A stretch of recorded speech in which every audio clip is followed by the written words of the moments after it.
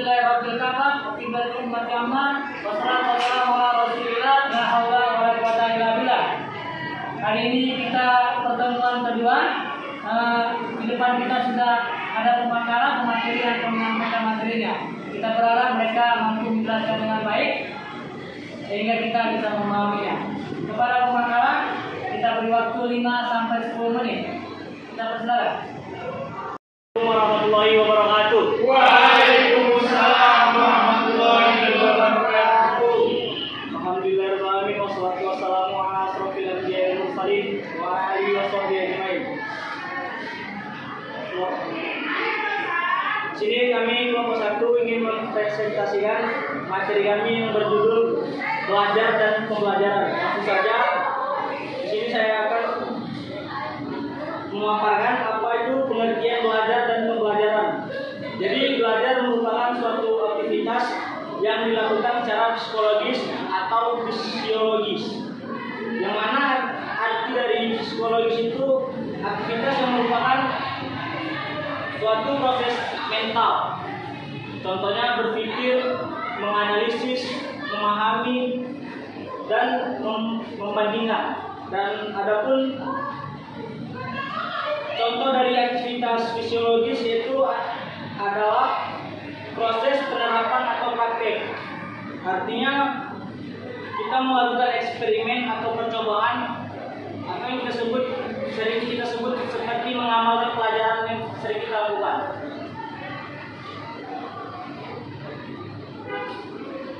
Dan adapun pembelajaran yaitu suatu sistem yang terdiri dari berbagai komponen yang saling berhubungan satu dengan yang lain. Komponen tersebut meliputi yang pertama itu tujuan, materi, metode, dan evaluasi. Baik, yang selanjutnya ada unsur dari dalam pembelajaran. Di dalam unsur pembelajaran ini ada 6 poin. Yang pertama itu lingkungan fisik, yang kedua lingkungan sosial, yang ketiga penyajian oleh guru, yang keempat konten atau materi pembelajaran, yang kelima proses pembelajaran, dan yang terakhir produk-produk pembelajaran. Selanjutnya ada metode dalam pembelajaran. Metodologi mengajar adalah ilmu yang mempelajari cara-cara untuk melakukan aktivitas yang bersistem dari sebuah lingkungan yang terdiri dari pendidik, peserta pendidik untuk saling berinteraksi dalam melakukan suatu kegiatan proses belajar mengajar. Dari metode ini ada beberapa poin yang mungkin saya akan sebutkan. Yang pertama metode ceramah atau teaching metode. Metode ceramah ini adalah metode mengajar yang menyampaikan informasi dari pengetahuan secara lisan kepada sejumlah siswa yang diajarkan. Dan yang kedua metode diskusi. Dari metode ini ada tokoh yang mendefinisikan bahwasanya metode diskusi adalah metode mengajar yang sangat erat hubungannya dengan memecahkan masalah atau problem solving. Metode ini lazim juga disebut sebagai diskusi kelompok dan presentasi bersama. Adapun yang ketiga itu metode demonstrasi. Yang dimaksud dengan metode demonstrasi ini adalah metode mengajar dengan cara menerapkan barang, kejadian, aturan, dan urutan melakukan suatu kegiatan, baik secara langsung ataupun tidak langsung. Metode yang keempat itu ada metode ceramah plus. Metode ini metode yang mengajarkan dan menggunakan lebih dari satu metode, yakni yang pertama metode ceramah gabung dengan metode lainnya. Dalam hal ini kami menguraikan 3 macam metode ceramah, yaitu yang pertama metode tanya jawab dan mengajarkan yang pertama penyampaian materi oleh guru, dan yang kedua pemberian peluang bertanya jawab antara guru dan siswa, dan yang ketiga pemberian tugas pada siswa.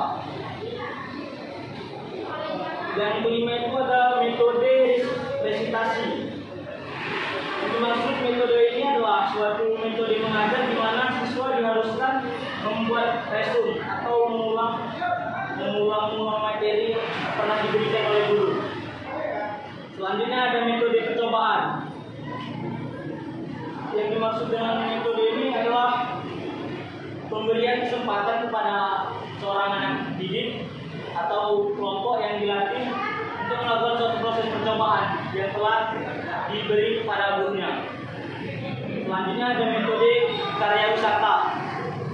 Metode ini metode yang mengajarkan yang dirancang terlebih dahulu oleh pendidik yang diharapkan siswa membuat laporan dan didiskusikan bersama. Selanjutnya ada metode latihan keterampilan. Cara menggunakan metode ini di mana siswa diajak ke tempat latihan keterampilan untuk bagaimana cara siswa itu membuat suatu keterampilan tersebut. Dan selanjutnya ada metode mengajar beregu. Metode ini di mana pendidiknya lebih dari satu orang yang masing-masing mempunyai tugas. Biasanya ini salah seorang pendidik ditunjuk sebagai koordinator. Setelah itu siswanya melakukan apa yang dikoordinir oleh pengajarnya. Selanjutnya ada metode pemecahan masalah. Jadi yang dimaksud metode pemecahan masalah ini kawan-kawan ada suatu metode yang mengajar di mana siswanya diberi soal lalu dimintai gimana cara solusi permasalahannya. Baik, terima kasih. Mungkin akan dilanjutkan oleh teman saya Susanto. Saya silakan. Oke, selanjutnya ada materi masalah-masalah dalam belajar. Bisa dilihat yang pertama itu ada learning disorder, yaitu kekacauan dalam belajar. Keadaan di mana proses belajar seseorang terganggu karena timbulnya respon-respon tertentu yang bertentangan dan tidak sesuai. Misalnya itu contohnya kalian yang suka belajar matematika tiba-tiba disuruh belajar matematika, pasti kan kayak beda lain materinya jadinya buyar. Di situ juga terjadi masalah. Yang kedua ada learning dysfunction, yaitu gejala di mana proses belajar yang dilakukan siswa tidak berfungsi dengan baik meskipun belajar siswa tersebut tidak menunjukkan adanya abnormalitas mental, gangguan alat indera atau gangguan psikologis lainnya. Misalnya juga dia misalnya juara umum di sekolah gitu, terus mau ditunjukkan olimpiade, tapi dia ini nggak latihan apa-apa, nggak belajar. Pas olimpiade itu nggak belajar apa-apa, jadi tetap aja kalah karena tidak ada usaha dengan persiapannya dari itu. Kemudian yang ketiga ada underachiever, yaitu siswa yang memiliki potensi intelektual yang tinggi, tapi dalam belajar dia itu biasa-biasa aja. Jadi contohnya IQ-nya itu tinggi, tapi belajarnya ya biasa-biasa aja, nggak pintar-pintar kali. Yang keempat ada slow learner, yaitu ini biasanya juga sering kita jumpain yang orang yang belajarnya itu lambat. Jadi udah diterangkan dia itu masih nggak ngeh gitu, harus diterangkan berulang-ulang. Bahkan kalau misalnya hari diajarin, besok udah lupa gitu. Jadi ada seperti itu. Kemudian yang terakhir ada learning disabilities, yaitu ini biasa terjadi pada anak-anak yang dia itu emang nggak mau belajar. Jadi dia hanya mau main-main dan segala macam. Jadi dia nggak ada keinginan untuk belajar sama sekali. Yang selanjutnya ada materi motivasi dalam belajar. Dalam motivasi ini ada motivasi dalam diri sendiri dan ada pula dipengaruhi oleh luar, dari alasan luar. Yang dari diri sendiri itu yaitu motivasi dalam situasi belajar yang bersumber dari kebutuhan dan tujuan-tujuan peserta itu sendiri. Motivasi ini disebut dengan motivasi murni atau motivasi yang sebenarnya timbul dari dalam diri manusia itu sendiri. Jadi dia sendiri yang punya keinginan, punya niat untuk belajar, makanya itu dalam motivasi ini disebut motivasi intrinsik atau dalam diri sendiri. Dan motivasi yang dari luar atau ekstrinsik, misalnya biasanya kalau anak kecil itu diiming-imingi hadiah atau diiming-imingi misalnya nanti kalau misalnya dapat juara segini dibeli ini atau diajak jalan-jalan atau kemana. Oke, itu saja saya kembalikan kepada penonton.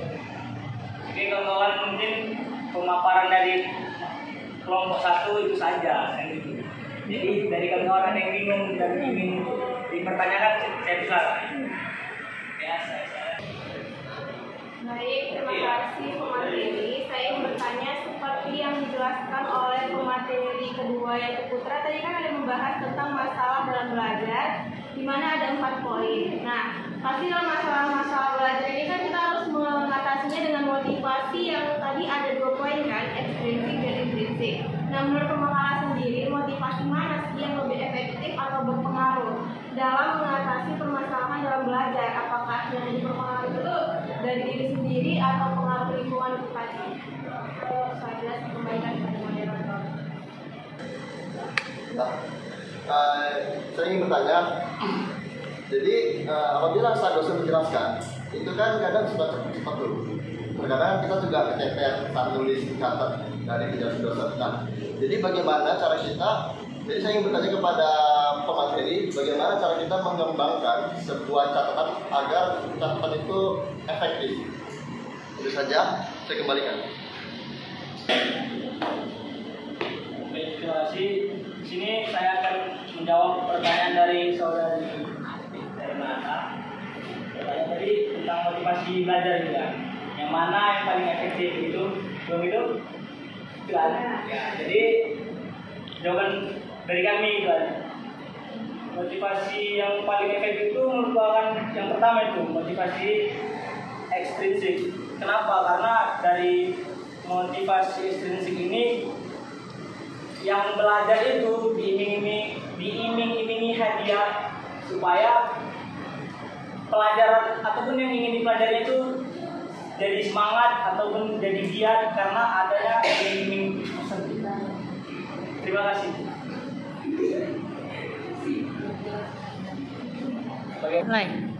Oke, baik, selanjutnya pada pertanyaan saudara Samudra tadi, gimana caranya biar efektif lah kayak materi dari dosen gitu kan yang nah kan juga ada istilah buat kayak magnetic gitu kan, atau bisa tuh kita buat disingkat misalnya adalah misalnya kan komunikasi adalah kita buat ada mana aja gitu, komunikasi ada mana, jadi kan jadi singkat gitu. Dan bisa juga kalau misalnya dulu di SMA kan ada buku bos, kalau guru lagi menjelajahin buku bos itu pakai stabilo di garis-garis aja gitu dalam bukunya. Kalau buku bos main beli Dan Baik, terima kasih kawan-kawan semuanya. Mungkin itu saja pemaparan dari kelompok 1. Lebih dan kurang kami mohon maaf. dan Baik, terima kasih kawan-kawan. Mungkin itu saja pemaparan dari kelompok 1. Semoga bermanfaat untuk kita semua. Assalamualaikum warahmatullahi wabarakatuh. Waalaikumsalam.